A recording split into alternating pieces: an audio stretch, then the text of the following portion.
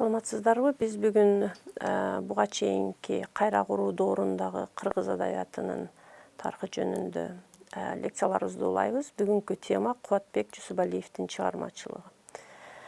Кубатбек Жусупалиев кыргыз адаятында эң эле кайчы пикирлерди, карама-каршылыктуу пикирлерди жараткан жазуучулардын бири.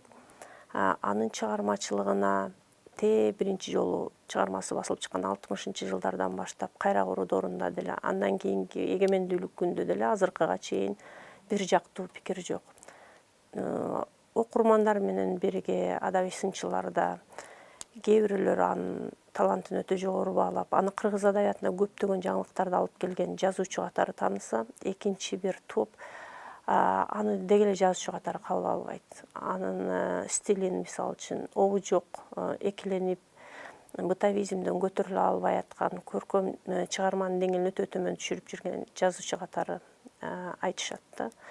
Эми ошондой кайчы пикирлер менен бирге эле бул эки топ тең Кубатбек Жусупалиевдин чыгармачылыгы жөнүндө бир нерсе боюнча пикирлери бир. Бул анын өзгөчөлүгү. Деги эле Кубатбек Жусупалиев кыргыз адаятында обочолонуп турган өзгөчө бир жазуучу деп айтсак болот. Бүгүн биз лекциябызда ошол өзгөчөлүк эмнеде экен ошого көңүл бурсак жана ошону талдап көрсөк. Кубатбек Жусупалиевдин негизги өзгөчөлүгү болуп, анын изденүүчүлүгү эсептелет. Ал өтө изденгич жазуучу. Ал деген өнүккөн адабияттарды өздөштүрүп, батыштын философиясын, чыгыштын философиясын, дүйнөлүк диндерди окуп, үйрөнүп, ушунчалык көп изилдеп, изденген жазуучу да. Бул изденүү жолу өтө түйшүктүү, машакаттуу болгон деп айтсак да болот. Бул изденүүнүн өзүнүн багыты бар. Мисалы үчүн, жазуучунун изденүүсү эң биринчи кезекте башында көркөм чеберчилик менен байланышкан. Ал өзү мыкты чыгарма жазууга аракет кылып, өнүккөн адабияттарды, орус классиктерин, батыш адаятынын жазуучуларынын чыгармаларын окуп өздөштүргөн. Экинчи жагынан кийинчерээк жазуучунун изденүү багыты таптакыр башка нукка бурулган. Ал ошол адабий изденүүдөн андан да терең кеткен философиялык изденүүгө өткөн. Мындайча айтканда, эми көркөм чеберчилик маселеси эмес, жазуучунун алдында терең философиялык мазмундагы суроолор турган. Ал адам жашоосунун маңызы эмне деген суроо деп айтсак болот. Ошондуктан кайсы бир деңгээлде Кубатбек Жусупалиевдин изденүү багыты дагы абдан логикалуу да. Бир жагынан ал башында орус классикасынан, батыштан баштаса, кийинчерээк аягында келип чыгыш философиясына, чыгыш окууларына, дүйнөлүк диндерге кайтып келген.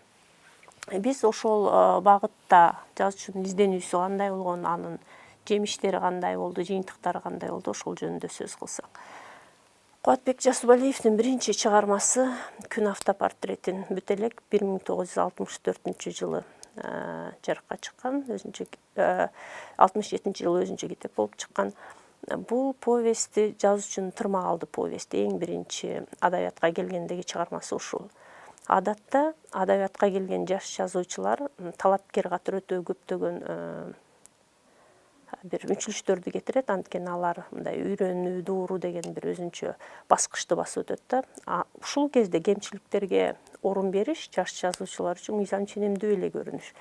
Ал эми Кубатбек Жусупалиевдин ошол тырмак алды повестин карап көрсөк, ал адегенде эле адабиятка келгенде эле бир жетилген жазуучудай, калеми төшөлгөн жазуучудай болуп келди да. Анткени жанагыдай биз айткандай, ал жазуучунун изденгичтиги же болбосо өнүккөн адабияттарды өздөштүрүү жагынан бир топ тажрыйбасы мол болчу. Мисалы үчүн, 64-жылы бул повесть жазылганда Кубатбек Жусупалиев Улуттук университеттин журналистика факультетин бүтүп, Оштогу Ленин жолу гезитинде кабарчы болуп иштеп аткан. Мындайча айтканда, адабий даярдыгы бар болчу. Ошол кездеги анын калемдеши, досу Кеңеш Жусуповдун эскерүүсүндө, ал студент кезинде орус адабиятындагы орус классиктеринин чыгармаларын өтө көп окуган, чет элдик адабияттарды өтө көп окуганы белгиленет. Мисалы үчүн Кеңеш Жусупов эскерет. Ошол кезде Кубатбек Жусупалиев китепканага барып алып, иностранная литература деген журналда алдына үйүп алып окуп отура берчү эле деп. ошентип адегенде келгенде Кубатбек Жусупалиевдин мындай жетилген чыгарма жаратышынын өзүнчө бир себептери болгон. Башкача айтканда, Жусупалиевдин жазуучу катары калыптанышына оң натыйжа берген бир топ өбөлгөлөр болгон да. Анын биринчиси албетте анын жеке турмушундагы, өмүр таржымалындагы бир биографиялык факторлор деп айтсак болот. Ар бир жазуучунун чыгармасында анын өзүнүн башынан өткөндөрү кайсы бир деңгээлде чыгармаларынан да орун алат. Кубатбек Жусупалиевде деле дал ошондой көрүнүш байкалат. Мисалы үчүн, анын жаш кезинде атасы каза болуп, анан энеси башка турмушка чыгып, өзү көзү көр кемпир чоң энеси Камбүнүн колунда чоңоет. Камбү өтө акылман, сөзмөр киши болгон үчүн анын Жусупалиевдин жазуучулук тагдырына тийгизген таасири зор болот да. Экинчи жагынан, Кубатбек Жусупалиев биз айткандай адабий өтө бир жагымдуу адабий чөйрөдө жүрдү да. Мисалы үчүн, окуп жүргөндөгү кези эле эмес, бул Москвада киносценаристтердин жогорку курсунда окуган. Ал жерде өтө белгилүү орус жазуучулар Маканин, Битов, Германдар менен бирге окуган, Габриадзе менен бирге окуп, жагымдуу адабий чөйрөдө жүргөн. Анын кино өнөрүнө, кино жагдайындагы билими жана тажрыйбасы дагы жазуучу катары калыптанышына өтө оң таасир тийгизген. Андан сырткары үй бүлөсүндө да жагымдуу жагдай болду деп айтсак болот, чыгармачылык чөйрө деп айтсак болот. Анткени анын өмүрлүк жолдошу Клара Юсупчанова дагы ошол кино жаатында эмгектенген киши болгон. Мындан сырткары, биз айткандай, анын китептерди көп окугандыгы албетте чоң таасир этти. Ошондон улам алгачкы эле чыгармасында Кубатбек Жусупалиев жетилген жазуучу катары көрүндү. Ошол эле убакта биз анын гезиттерге берген интервьюларында айткандарын байкап көрсөк, Кубатбек Жусупалиев ошол кезде жетилген жазуучу гана катары келбестен, жазуучунун миссиясы эмне экенин дагы түшүнүп, өтө терең түшүнүп келген жазуучу экен да. Мисалы, ал айтат: мен бала кезимде эле кыялданчумун дейт. Асмандан бир китеп түшсө, мен аны жазып алып басып чыксам, элдер аны окуп алып, баары оңолуп кетсе деп. Демек, адабият деген бул коомго таасир эте турган, коомду оңдой турган нерсе катары түшүнгөндө, жазуучунун миссиясы ошол таасирди коомго ошентип таасир этип, коомду оңдоо деген бул жазуучунун миссиясы деп Кубатбек Жусупалиев башынан эле түшүнгөндөй көрүнөт. Ошентип биз эгерде 60-жылдардын алкагында карап көрсөк, 60-жылдарда эле орус адабиятында деле, совет адабиятында, кыргыз адабиятында деле жазгы бар деп сыпатталып жүрөт, айтылып жүрөт. Жазгы бар, бул Хрущевдун учурунда кандайдыр бир көп нерселерди ачык айтканга бир түзүлгөн мүмкүнчүлүк да. Ошондо жаңы темалар пайда болуп, жазуучулар, акындар жаңы бир ыкмаларды колдонуп, абдан адабияттын өнүгүшү үчүн бир ыңгайлуу жагдай түзүлгөн. Кубатбек Жусупалиев ошол мезгилде келген адабиятка. Ошол мезгилде келип, анан эгерде Күн автопортретин бүт элек повесинин сюжетин алып карасак, бул негизи согуш жөнүндө чыгарма. Бирок ушул согуш мурдагыдай аябай пафостуу, жалаң баатырдыкты даңазалаган нерсе катары көрсөтүлбөстөн, жеке адамдын турмушуна, кичинекей бир алайдагы айылдын турмушуна, баласын жоготкон эненин турмушуна кандай таасир, же болбосо жамбыдай аялдын турмушуна кандай таасир эткенин өтө терең изилдеп, чагылдырып көрсөтө алганда, бул деген чыгармасын жазууда ал психологизм ыкмасын колдонуп, ошол жердеги каармандардын ички дүйнөсүндөгү карама-каршылыктарды өтө кылдат ачып берген. Ушул жагынан алганда, Жусупалиевдин Күн автопортретин бүт элек повести кыргыз адабиятындагы чоң эле жетишкендик болгон. Ага дароо эле сынчылар кайрылып, мисалы үчүн Теңдик Аскаров, Пискунов, мисалы үчүн Чыңгыз Айтматов деле аны таланттуу жазуучу катары ошол кезде эле баалашкан. Бирок албетте анын бир кемчиликтерин дагы айта кетишкен. Мисалы үчүн Роман деген каарман кичинекей баланын өтө терең ойлорго батышы, өтө философиялуу ой жүгүртүүсү көп сынчыларды ынандырган эмес. Бул жагынан алар Кубатбек Жусупалиевдин чыгармаларындагы кандайдыр бир кемчиликти дагы байкашканда, бул өтө тереңдеп адамдардын ички дүйнөсүн чагылдырууга кирүү менен ал деген адабияттагы негизги нерсени унутуп калат деген сыяктуу сындарды айтышкан. Бул эми 60-жылдарда Кубатбек Жусупалиевдин адабиятка келиши кандайдыр бир ийгиликтүү эле көрүнгөндөй болот. Бирок андан кийин ал 69-жылдарда Муздактуу балдарды жазды. 70-жылы Күздүн күнү деген повестин, Амбарная книга деген чыгармасын жазды. Бирок алар такыр басылган жок. 70-жылдардын ичинде Кубатбек Жусупалиевдин бир дагы чыгармасы басылган эмес. Ошол жылдар коомчулукта сенек доор деп белгиленип жүрөт. Биз аны баарыбыз билебиз. Бул жерде сенек доордун кандайдыр Жусупалиевдин чыгармачылыгына тигизген терс таасирин көрөбүз да. Социализм түзгөн принциптерден, ошол түзгөн рамкаларга кирбеген жазуучунун чыгармалары албетте социализм тарабынан кабыл алынган эмес, же болбосо партия тарабынан кабыл алынган эмес. Ошондо 70-жылдары толук чыгармасы чыкпай жүрүп, 81-жылы анын Толубай сынчы деген чыгармасы пайда болот. Бул чыгарманын пайда болушу дагы өзүнчө мааниге ээ, анткени ошого чейин чыгармалары жазылбай жүрүп, анан автордун көтөргөн темасы бул сынчы жана бийлик жөнүндө болуп атат да. Сынчы жана бийлик, сынчынын кандай коомдун алдындагы милдети бар, анын бийлик менен карым катнашы кандай деген маселени ошол Толубай сынчы жөнүндөгү фольклордук сюжетке таянып айтып жатат. Бул өтө мыйзам чөнүмдүү бир жагынан көрүнүш. Жусупалиевдин түшүнүгүндө сынчы бул эл көрө албаган, бийлик көрө албаган нерсени аңдап билип, коомго алдын ала кабар берүү, эч убакта чындыктан тайбоо, ушул сынчынын негизги милдети. Биз чоң тема катары муну сынчы жана бийлик дебестен жазуучу жана бийлик деп алсак деле болот, жазуучу жана коом деп алсак деле болот.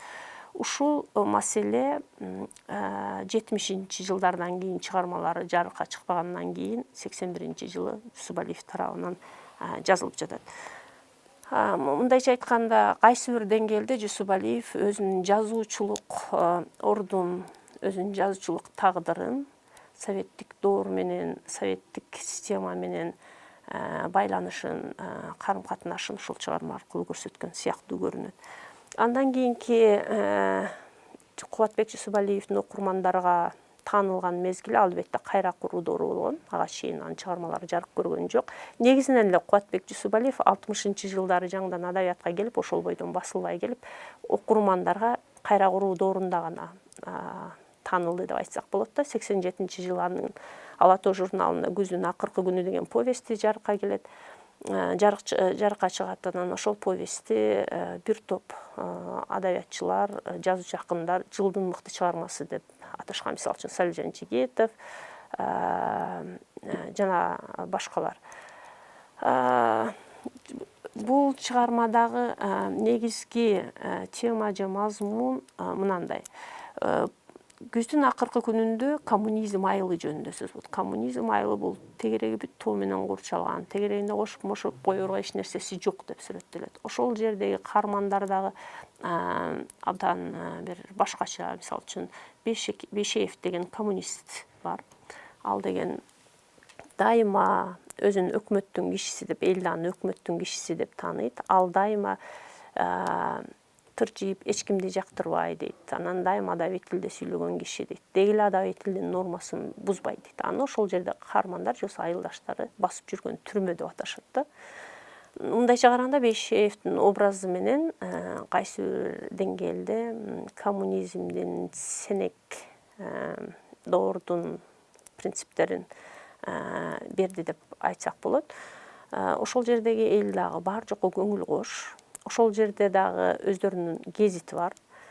Бул гезит мындай караганда ошол советтик адабияты калыптанган, же советтик адабият түзгөн социализмдин бир көрүнүшү деп айтсак болот.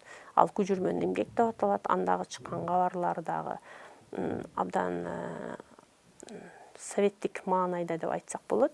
Мисалы үчүн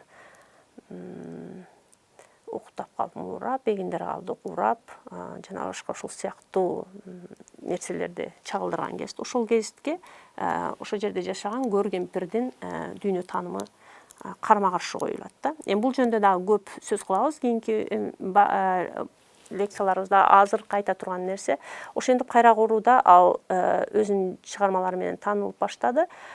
Бирок ошол эле убакта кайра куруу келген учурда Жусупалиевдин изденүү багыты таптакыр башка багытка кеткен болчу. Бул эми батыш же болбосо өнүккөн адабияттар деген нерседен, чыгармачылык, чеберчилик деген нерседен, адабий чеберчилик нерседен кетип, батыштан чыгышка келген мезгили болчу. Ал өзү берген интервьюларында айтат. Албетте, батыштын батышты окуп чокуп, анын тегермениндей жанчылып, анан гана түшүнүп атпайбыз адини дейт. Көрсө чыгыш ушундай. Баарын дилге буруп койгон, түпкүлүгүндө жашоону сыйлаганды үйрөтөт экен дейт. Ушу жашоону сыйлаган окуу экен, илим экен деп айтат.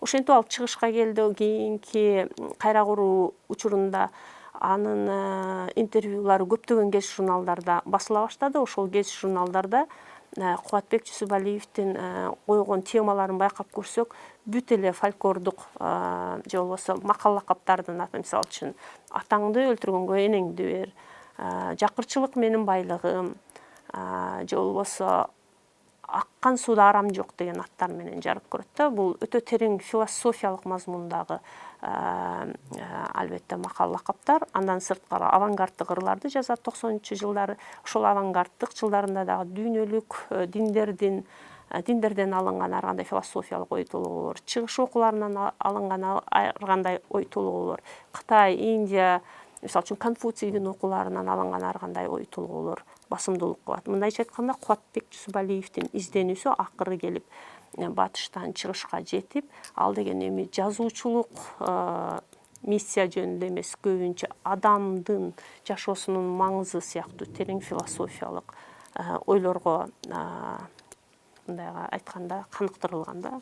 Анан жазуучунун өзүнүн жеке өмүр баянын карап көрсөк дагы, эми ал чыгарма жазуу эмес, өзүнүн жашоосундагы толук бойдон өзгөрткөн сыяктуу көрүнөт.